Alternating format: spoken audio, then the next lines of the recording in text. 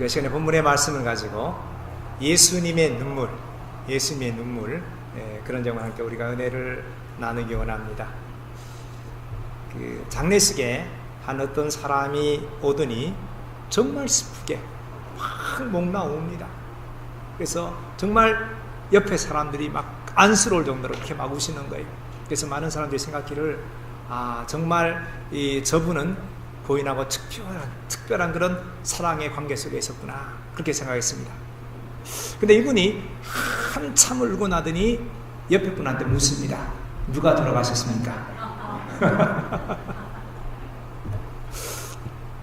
누가 돌아갔는지도 모르고 울었다는 거예요.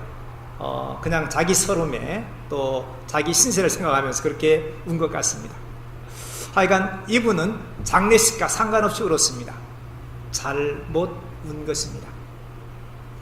여러분, 우리가 이 땅을 살아갈 때 사실 눈물은 정말로 중요하고 필요합니다. 사실 많은 경우에 우리가 쏟는 이 눈물은요, 우리 마음속에 응어러진 것, 맺힌 것 한들을 녹아내는 그런 아주 귀한 것입니다. 그래서 많은 경우에 이 귀한 이 쏟는 눈물을 통해서 마음의 많은 아픔과 상처가 치유되어져요.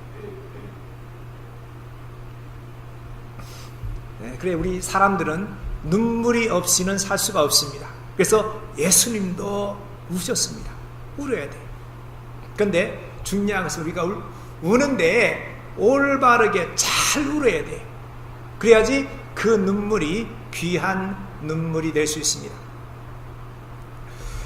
누가복음 23장에 보면요, 예수님께서 십자가를 지시기 위해서 이제 갈보리 언덕을 오르시는 그 장면이 나와요. 그런데 예수님이 올라갔을 때 수많은 여인들이 예수님을 뒤따르면서 자신의 막 가슴을 치면서 막 우는 거예요. 왜 울었을까요? 우리 예수님께서 이 로마 군병들한테 채찍 맞아서 온몸이 피투성이 되었죠. 그러니까 정말로 가시면류관 쓰고 힘겹게 그 언덕을 오르는 모습이 정말 안쓰러웠을 것입니다. 무엇보다 잠시 후에 아무 죄도 없는 그분이 십자가에서 처참하게 죽으실 걸 생각할 때 정말 마음이 아팠을 거예요. 그래서 그들은 가슴을 치면서 막 울었습니다. 근데 성경에 보니까 예수님께서 그 여인들을 돌아보시면서 이렇게 말씀하십니다. 어떻게 말씀인지 아십니까? 우리 한번 같이 읽겠습니다. 예루살렘의 딸들아, 나를 위하여 울지 말고 너희와 너희 자녀를 위하여 울라. 아멘. 무슨 뜻이에요? 왜 지금 이 말씀하고 있습니까? 그래요? 너희들가 지금 잘못 울고 있다, 그런 거예요. 예수님께서 이 말씀을 통해서 너희가 울려면 바로 울어야 돼, 그렇게 말씀하고 있습니다. 그렇습니다. 우리는 특별히 하나님과의 관계 속에서 올바르게 울어야 합니다. 그래야지 우리가 주님 앞에 울 때 하나님께서 그 눈물을 계수하시고 또 놀라운 위로로 우리의 심령을 만지시고 치료하십니다. 그래요. 정말 우리가 바로 울 때 예수님 말씀대로 애통하는 자는 복이 있나니 저희가 위로를 받을 것이며 하신 그 말씀이 실제로 내 심령의 삶에 이루어져야 합니다. 이루어지게 됩니다. 여러분, 우는데 여러분 어떻게 울어야 돼요? 어떻게 우는 것이 바로 우는 것입니까? 본문 누가복음 19장은 우리 예수님께서 십자가를 지시기 전 마지막으로 예루살렘으로 올라가시는 장면이에요. 우리가 잘 아는 대로 예수님께서 벳박의 근처에 왔을 때 한 작은 나귀를 구해오고 그리고 그 나귀를 탔습니다. 그때부터 그 길이 정말 엄청난 축제의 행렬로 변합니다. 많은 사람들이 자기의 겉옷을 벗어서 길에 펴고 어떤 사람은 종려 가지를 꺾어서 길에 펴고 손에 종려 가지를 들고 호산나 호산나를 외칩니다. 너무 좋아서 찬송하리로다. 주의 이름으로 오시는 이여 하늘에는 평하여 가장 높은 곳에는 영광이로다. 그렇게 외치면서 예수님을 환호합니다. 왜요? 그들은 예수님께서 이제 예루살렘에 올라가시면 당장에 로마 식민지에서 그들을 해방시키는 왕이 될 줄로 믿었습니다. 그래서 그들은 너무너무 좋아하고 기뻐했습니다. 근데 막상 멀리 이제 예루살렘 성이 보이기 시작했을 때 예수님은 우시기 시작합니다. 사람들이 호산나 호산나 외치는데 예수님은 그 가운데를 지나시면서 우시기 시작하는 거예요. 예수님 눈에서는 정말 이 눈물이 강물같이 쏟아집니다. 여러분, 왜 우셨을까요? 무엇 때문에 울었습니까? 오늘 성경 뭐라고 말하고 있습니까? 자, 우리 같이 읽겠습니다. 이르시되 너도 오늘 평화에 관한 일을 알았더라면 좋을 뻔하였거니와 지금 내 눈에 숨겨졌도다. 아멘. 자, 이게 무슨 뜻인지 아십니까?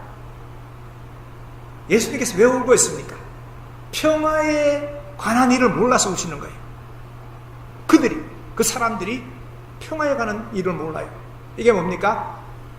죄인들이 하나님과 화평하는 방법을 모른다는 거예요. 우리가 어떻게 하나님과 화평할 수가 있습니까? 그래요? 화목제물이신 예수님을 믿고 내가 죄인임을 고백하고 주님 앞에 철저하게 내 죄를 회개하는 거예요. 그러면 우리 죄인이 하나님과 화평케 되었습니다. 하나님의 자녀가 되어지고 심판이 지나가고 구원받고 우리는 사망에서 생명으로 옮겨집니다. 근데 예수님 말씀 보니까요, 여기에 오늘이라는 표현이 있습니다. 오늘. 자, 우리가 하나님과 화평하는 일은요, 오늘 해야 돼요. 나중에 하지. 여러분, 그러면 그 화평의 길이 막힐 수가 있습니다. 화평케 하는 문이 닫힐 수가 있습니다. 그래서 이걸 바울은 고린도서 6장 2절에서 그렇게 말했습니다. 우리 같이 있습니다. 이르시되 내가 은혜 베풀 때 너에게 듣고 구원의 날에 너를 도왔다 하셨으니 보라 지금은 은혜 받을 만한 때요 보라 지금은 구원의 날이로다. 아멘. 여러분, 오늘입니다. 지금 이 시간이에요. 지금 우리가 하나님과 화평해야 돼요. 화목해야 돼요. 화목제물이신 예수님 앞에 그 피 의지하면서 우리가 철저하게 회개해서 하나님과 화평해야 돼요. 반드시 여러분, 주님과의 친밀한 관계가 소원해졌다면 이 시간에 다시금 그 피를 의지해서 그 관계를 친밀하게 회복시켜야 돼요. 왜 그렇습니까? 우리가 하나님과 화평치 못하면, 화목치 못하면 어떻게 되었습니까?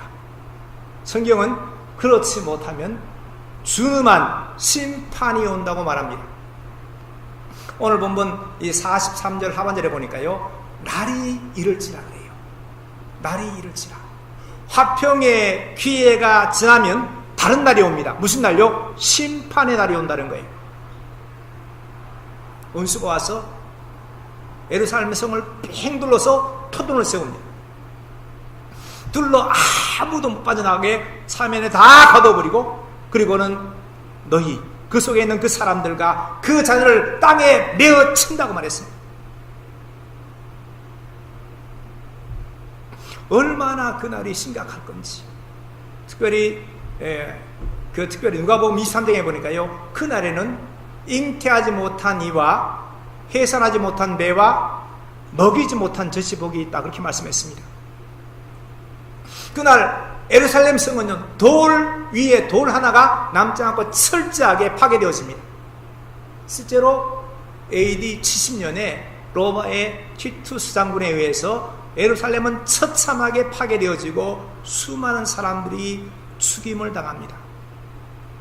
그런데 여러분, 이 심판보다 더 무서운 심판이 있다는 거예요. 그게 뭐예요?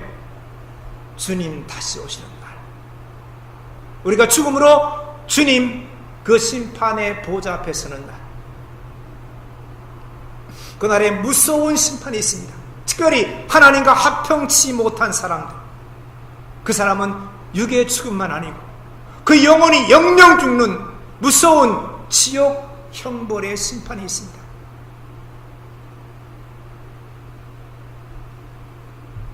심판이 있어요. 이걸 알아야 돼요. 왜요? 특별히 예루살렘이 철저하게 파괴되어지고 성 주민이 그렇게 죽게 된 데는 이유가 있습니다. 오늘 성경 44절 말씀에 같이 한번 보겠습니다. 이는 내가 보살핌 받는 날을 알지 못함을 인함이니라 하시니라. 아멘. 보살핌 받는 날을 알지 못한다. 여러분 이게 무슨 뜻인지 아십니까? NIV 성경에 보니까 이걸 이렇게 번역했습니다. Because you didn't recognize the time of God's coming to you. 뭐예요? 하나님이 너희에게 다시 오시는 그 재림의 시간을 너희가 알지 못해서 그런 끔찍한 엄청난 심판이 있다고 말합니다. 그런데 이걸 NLT 버전에 보니까요, Because you didn't accept your opportunity for salvation이라고 했습니다. 뭐냐니까 이 구원의 기회를 너희가 받아들이지 않았다는 뜻이에요. 구원의 기회가 수없이 나왔는데 이걸 안 받아들인 거예요. 그래서 마침 너희들한테는 아주 심각한 심판의 날이 닥쳤습니다. 여러분 그렇습니다. 오늘 지금이 기회입니다. 오늘 이 시간이 은혜 받을 때예요. 오늘 이 시간이 구원의 날입니다. 오늘 정말 한옥 제물이신 예수를 믿고 우리가 철저하게 회개함을 통해서 하나님과 합평함으로 구원받아야 돼요. 그래야지 우리에게 다가올 주님의 재림의 날, 내가 죽음을 통해 주님 만나는 그날이 달라집니다. 지금 합평해버리면요, 주님의 재림의 날은 그 사람한테는요 영광스러운 휴가의 날이고요, 영원한 영생 천국 가는 날이에요. 지금 우리가 하나님과 화목해버리면요, 내 육신의 죽음이 찾아오는 그날이 저주와 심판 멸망의 날이 아니고요, 정말 주님 만나서 영생으로 가는 축복의 날이 되어진다는 겁니다. 근데 정말 안타까운 일은 뭐예요? 당시에 예루살렘 사람들이 예수님이 3년 반 동안 놀라운 메시아의 모습으로 사셨는데 이걸 알지 못했다는 거예요. 오늘날도 수많은 사람들이 이 놀라운 사실을 알지 못하고 있습니다. 깨닫지 못해요. 그러니 우리 예수님 마음이 너무너무 안타까워서 우신 거예요. 우신 거예요. 그때도 지금도 구원의 기회를 놓쳐버리고 심판받아서 지옥 가는 그 영혼 때문에 우리 예수님은 울고 계십니다. 사랑하는 성도 여러분, 그날 예수님의 흘리신 눈물이 어떤 눈물인지 아십니까? 오래전에 제가 한 번은 그 이식술이 잘못되어 가지고 잠시 후면 죽는 한 아이와 그 어머니를 신방했던 적이 있습니다. 아이가 죽는 거예요. 엄마 마음이 얼마나 아팠을까요? 얼마나 울었는지요, 그냥 눈이 퍽게 퉁퉁 부어 있습니다. 제가 들어갔더니 저를 보고 이렇게 말해요. 목사님, 마음이 너무 아파요. 너무 아파서 이렇게 막 치어짜도 목사님 견딜 수가 없어요. 얼마나 아픈지. 그리고 자기의 딸을 보고 이렇게 말합니다. 엄마가 대신 아파주지 못해서 너무 미안해. 엄마가 대신 아파주지 못해서 너무너무 미안해. 제 마음에 이렇게 들려요. 엄마가 너 대신에 죽어줄 수 있으면 그렇게 하고 싶은데 그렇게 못해줘서 너무 미안해 그래요. 할 수 있으면 딸 대신에 죽고 싶어하는 그 어머니의 마음을 이해할 수 있습니까? 아마 이 가운데도 사랑하는 그 사람을 잃은 정말 큰 아픔의 경험이 있는 분들이 있을 것입니다. 그때 정말 너무너무 아파요. 그날 저는 특별히 그 어머니의 눈물 속에서 하나님의 눈물을 봤습니다. 하나님은 천하 만민 가운데 오직 우리 사람만, 저와 여러분만 하나님의 형상을 담게 지었습니다. 하나님의 사랑받는 아들, 딸로 지었다는 거예요. 그런데 그들이 죄를 짓고 파멸로 갑니다. 하나님께서 거듭거듭 구원의 기회를 줘도 그것마저 잡지 못하고 영원한 지옥불로 갑니다. 이걸 보시는 우리 하나님 마음이 어땠을까요? 그래요. 사랑하는 딸이 죽어가는 모습을 보는 것과는 사실 비교할 수 없는 더 큰 아픔을 아파하시는 거예요. 왜요?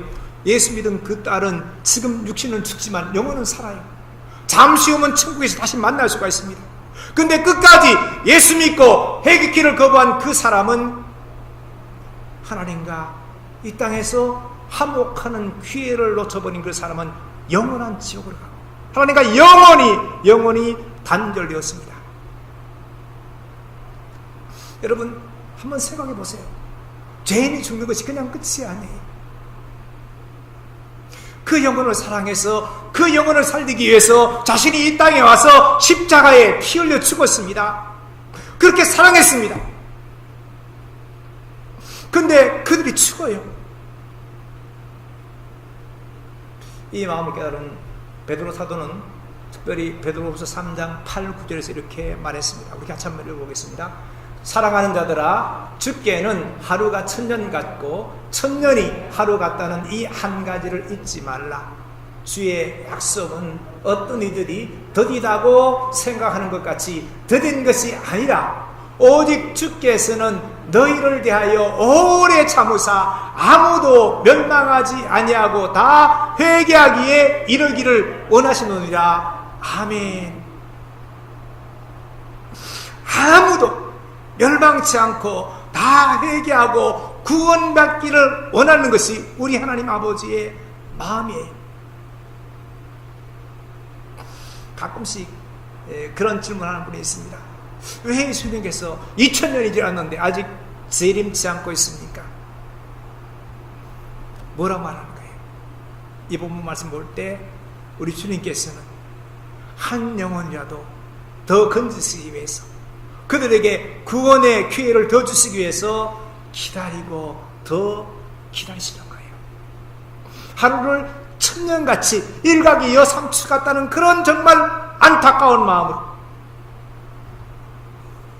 그리고 또 천년을 하루처럼 천년을 그렇게 오래 참으신 것입니다. 그래서 예수님께서 우시는 거예요. 그래서 예루살렘을 보시고 우셨습니다. 지금도 우리가 살고 있는 이 위피 토론토를 보시고 그렇게 우십니다. 예수 믿고 회개하고 하나님과 화목되기를 거부한 그 영혼들 때문에, 구원의 기회를 놓치고 영원한 지옥 가는 그 영혼 때문에 우리 주님은 통곡하십니다. 십자가에서 자기 살 찢어 피 쏟아 사랑했는데, 그러니까 그 마음이 다 아프신 거예요. 이뿐 아니고 우리 예수님은 이런 온갖 죄악 속에서 고통하며 신음하는 사랑하는 성도들 때문에 또 울고 있습니다. 어떤 분이 그 남편의 외도 때문에 너무너무 고통스러운 삶을 살았습니다. 사실 여자분한테 가장 큰 아픔과 상처는요, 이 남편의 배신, 외도라 합니다. 그래서 어떻게 하나다 계속 시인을 안 하니까 외도의 증거를 잡고 이제 다시는 그렇게 하지 말라고 했습니다. 근데 적반하장도 유부지지요. 부인을 이렇게 이어갑니다. 내 말 한마디면 당신 평생 정신병원에서 썩을 수 있어. 자기 남편이 정신과 의사였답니다. 가짜 소견서 하나 쓰면 평생에 감옥에 쳐넣을 수 있다고 위협하는 거예요. 그러니까 세상에 이럴 수가 있나? 인간이 어떻게 저럴 수가 있나? 정말 마음이 아파 견딜 수가 없더랍니다. 그래서 이런 이야기를 듣다가 제가 물었어요. 그렇게 큰 아픔을 어떻게 참고 견뎠습니까? 물었습니다. 그런데 그분이 그렇게 말해요. 목사님, 그때 정말 제가 살고 싶은 마음이 하나도 없었습니다. 정말 모든 거 다 끝내고 싶었습니다. 그래서 주님 앞에 가서 울었대요. 한참을 막 토해내고 한참 울고 우는데 자기 앞에 과시간을 쓰시고 온 얼굴에 피가 투성이 되신 예수님이 보이더랍니다. 근데 보니까요, 예수님 눈에서 핏물이 막 쏟아지고 있더랍니다. 아무 말씀 안 하는데, 딸아, 네가 얼마나 아프니? 내가 그 마음 알아. 이게 느껴지는 거예요. 그 주님의 이로 세월에서 같이 아파하시고 오시는 그 주님의 이로, 그 은혜로 지금까지 살았다, 그렇게 고백했습니다. 여러분, 우리가 아파할 때 함께 아파하시는, 아니 나보다 더 아파하시는 그 예수님을 아십니까? 그 예수님은 지금 그 예수님 마음과 똑같이 함께 울어줄 사람을 찾고 있습니다. 너희와 너희 자녀를 위해서 울어라. 여러분, 세상에는 이 죄 속에 추구하는 영혼들이 너무 많기 때문에 주님은 지금도 우셔야 돼요. 세상에는 하나님의 그 놀라우신 은혜의 때를 놓친 나라와 도시가 너무 많아요. 그리고 그 죄 때문에 그 죄악수 세상 속에서 아파하고 신음하고 고통하는 사람이 너무 많습니다. 그들은 예수 믿었다 해도 구원의 은혜 속에서 기뻐하며 감사하며 찬양하며 하나님께 영광을 돌리는 삶을 살지 못하고 있습니다. 육신의 병, 마음의 병, 영적인 병, 온갖 관계의 병 속에 너무 아파서 어쩔 줄 몰라 하고 있습니다. 울어줄 사람이 필요해요. 이 자리에 여기 모여서 예배하시는 여러분들은 어떻습니까? 구원의 확신 속에, 천국의 소망 속에 날마다 기쁨으로 감사, 감격하며 하나님께 영광을 돌리는 삶을 살고 있습니까? 아니면 솔직히 말하면 지금 남들 보기에는 괜찮은 척 앉아있지만 속으로 너무 아파서 울고 있습니까? 도무지 내 힘으로 해결 안 되는 그 문제 때문에 낙심하고 있습니까? 사랑하는 그 아무 영혼의 구원 때문에, 혹은 마음의 상처 때문에, 원치 않는 육신의 병 때문에, 불안한 가정 문제 때문에, 자녀 문제 때문에 신음하고 있습니까? 잘 왔습니다. 이 자리에 잘 왔습니다. 주님께서 여러분을 이 자리에 부르셨습니다. 오늘 그 마음을 치유하시기 위해서 부르셨습니다. 그리고 또한 그 마음이 치유받고 주님과 함께 우는 새로운 사명을 받으라고 이 자리에 부르신 줄로 믿습니다. 저는 요즘에 특별히 다시금 계속 제 마음속에 치유 사역으로 부르시는 주님의 감동을 받고 있습니다. 왜요? 돌아보니까 아픈 사람 너무 많아요. 마음도 육신도 병든 사람이 너무 많아요. 너무 아파요. 여러분, 어떻게 하면 이 아픔들, 이 안타까운 문제를 해결할 수가 있습니까? 하나님의 방법이 뭐예요? 문제를 해결하는 하나님의 방법은 하나님의 눈물입니다. 우시는 거예요. 물론 그냥 우는 게 아니에요. 그냥 내 신세, 그게 서러워서 우는 눈물, 좀 불쌍해서 우는 눈물, 그런 게 아니에요. 예수님께서 우시는 것처럼 우는 거예요. 죽어가는 아이를 두고 우는 그 어머니보다 더 간절한 하나님 마음으로 우는 것입니다. 끝까지 예수님 길을 거부하고 하나님과 화목길을 거부하고 영원한 지옥 가는 그 영혼이 너무너무 안타까우시는 주님 마음으로 우는 것입니다. 지금 여러분에게 직면된 가장 큰 문제가 뭐예요? 왜 그 문제가 해결되지 않고 있습니까? 너무 어렵고 심각한 문제라서 그렇습니까? 아니에요. 그런 게 아닙니다. 영혼 치유, 구원, 회복, 모든 게 마찬가지예요.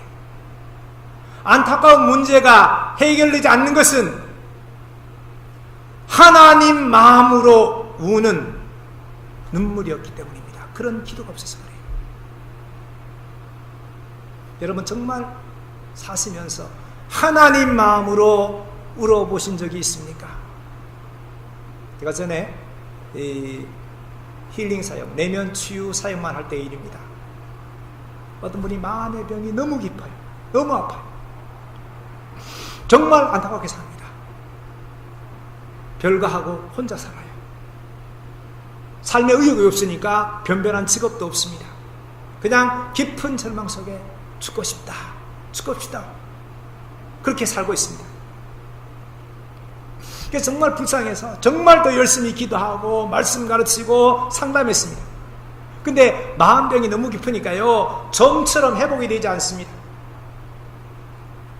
심지어는 제가 그때 그분을 위해서 마침 다행히 너키하게 하나님 은혜지만요, 그분 집 근처에 한 캐네디언 교회를 빌려가지고 그분을 위해서 저와 저희 아내와 그 사람 셋이 매일 새벽 예배를 드렸습니다. 날마다 매일 말씀을 가르치고 같이 기도합니다. 그럼 좀 되면 좋잖아요. 그런데도 안 돼요. 좀 일어섰다가 또 넘어져요. 좀 일어섰다가 또 넘어져요.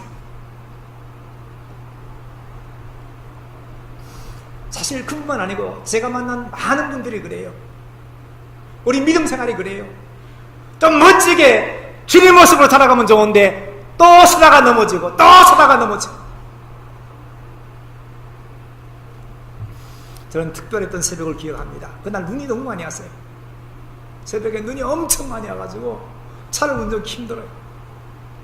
그래서 오늘 가야 되나 말아야 되나 생각하다가 그래도 가야 돼. 그래서 1시간 일찍 출발했습니다. 그래서 겨우 힘들게 그 교회에 도착을 했습니다. 그날 특별히 그 좋으신 아버지 하나님에 관한 말씀을 나눴던 것 같아요. 예배가 끝나고 개인 기도 시간이 되었습니다. 기도하는데 그분 생각하면 더 마음이 너무 아픈 거예요. 하나님께 기도했습니다. 하나님 어떻게 하면 저 사람을 도울 수 있습니까? 어떻게 하면 저 사람의 그 아픈 병을 치유하여 고칠 수가 있습니까? 좀 섰다가 넘어지고 또 넘어집니다.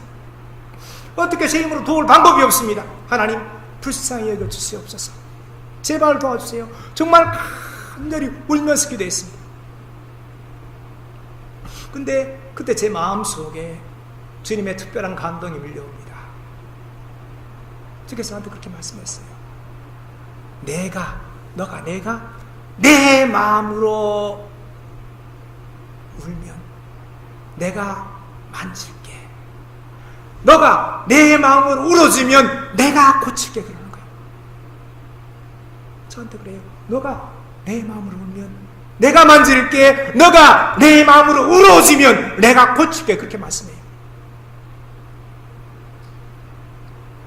우리가 하나님 마음으로 울면 하나님께서 고치십니다. 많이 울어야 돼요. 지금보다 더 많이 울어야 돼요. 우리가 할 일은 한 가지, 하나님 마음으로 우는 것밖에 없습니다. 울면서 기도하면 그 놀라우신 사랑의 하나님, 전능하신 하나님께서 역사하십니다. 그날 저는 이런 걸 깨달았습니다. 사람의 눈물하고 하나님의 눈물과는 다르구나. 같잖아요. 달라요. 내가 그동안에 저 사람 위해서 많이 울면서 기도했다고 생각했는데 하나님 마음으로 운 것은 아니었구나.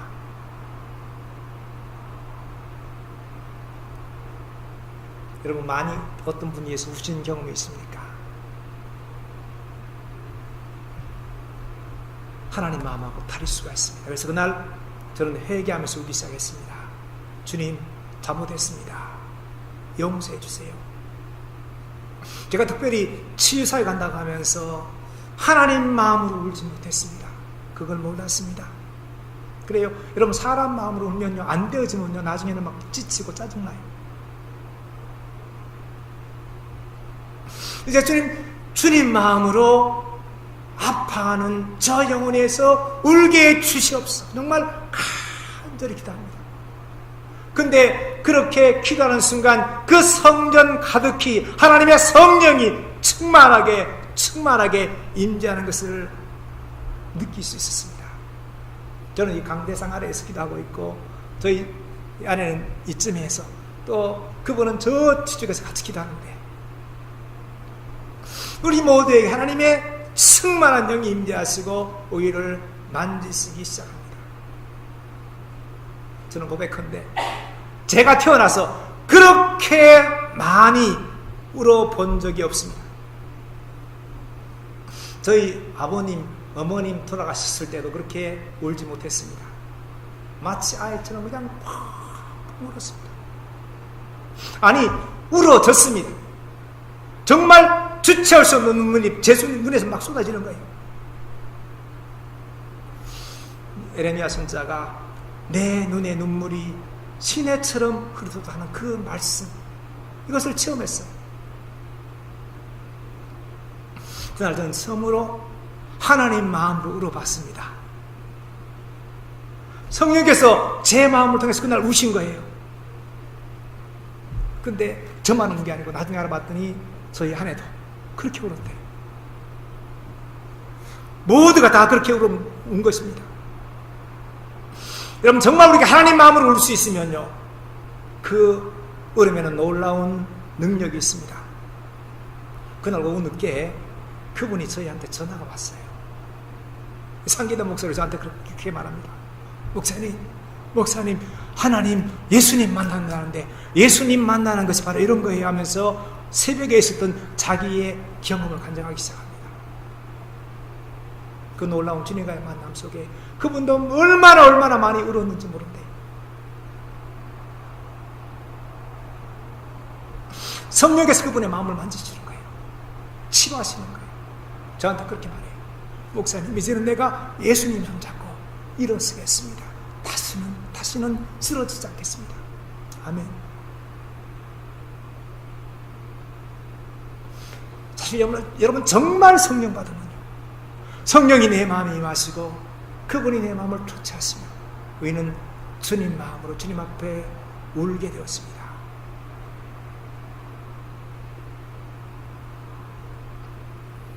예수님께서 말씀했습니다. 나를 위해 울지 말고 너희와 너희 자녀를 위해서 울라. 우리 모두에게 주님께서 사명을 주고 있습니다. 같이 한번 에레미야의 말씀 같이 한번 읽겠습니다. 그들의 마음이 주를 향하여 부르짖기를 딸 시온의 성벽아, 너는 밤낮으로 눈물을 강처럼 흘릴지어다. 스스로 쉬지 말고 내 눈동자를 쉬게 하지 말지어다. 초저녁에 일어나 부르짖을지어다. 내 마음을 주의 얼굴 앞에 물 쏟듯 할지어다. 각 길 어귀에서 주려 기진한 내 어린 자녀들의 생명을 위하여 주를 향하여 손을 들지어다 하셨도다. 아멘. 밤낮으로 눈에 눈물을 강물처럼 흘리라고 말씀하고 있습니다. 이런 기도가 필요한 때예요. 한국을 보십시오. 우리가 사는 이 땅을 보십시오. 교회를 보십시오. 성도를 보십시오. 물질적으로 풍성해도 영적으로 기갈해서 주려 죽고 있는 우리 사랑하는 자녀들을 보십시오. 울어야 합니다. 그냥 불쌍해서 우는 정도가 아니고 하나님 마음으로 울어야 돼요. 예수님의 눈물이 우리 눈을 통해서 쏟아져야 됩니다. 그때 성령께서 역사하십니다.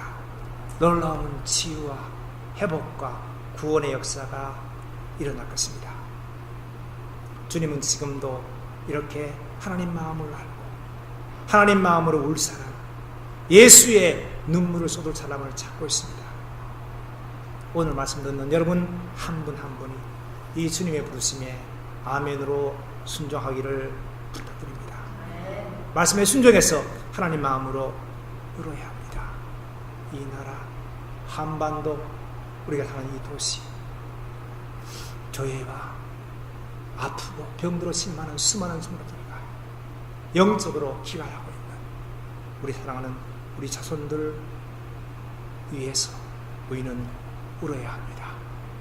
하나님 마음으로 울면 하나님께서 만지시고 고치시고 치료하시고 회복하시고 구원시키시고 새롭게 세워줄 것입니다. 그런 은혜가 임하기를 주의 이름으로 축원합니다. 우리 한번 이 말씀 생각하면서 잡수면서 한번 같이 기도할 수 있기를 소원합니다. 특별히 여러분, 우리 눈에 눈물이 말라버린 것, 특별히 주님의 눈물로 한 번도 울지 못했던 것, 이 시간에 우리가 함께 회개할 수 있기를 소원합니다. 하나님 마음으로 울게 하옵소서.